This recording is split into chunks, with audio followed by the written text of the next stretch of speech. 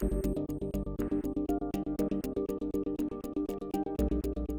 CARES Act turned 1 month old this past week, and since its inception at the end of March, we've gotten some additional regulatory guidance from the Department of Education on the various funding provisions and regulatory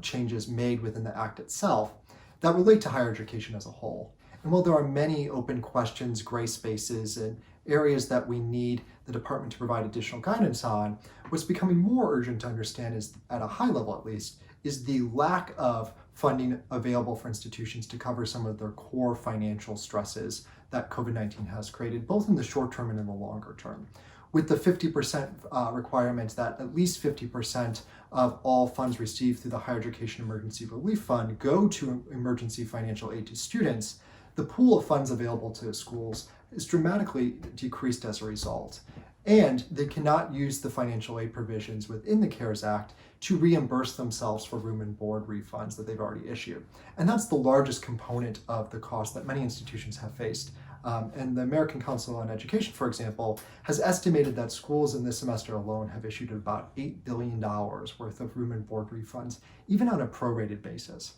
And for some context, the CARES Act's institutional discretion funds, those funds that could be used to reimburse refunds on room and board, only amount to about $6.25 billion in total funds. As a result, there is going to be tremendous financial stress on institutional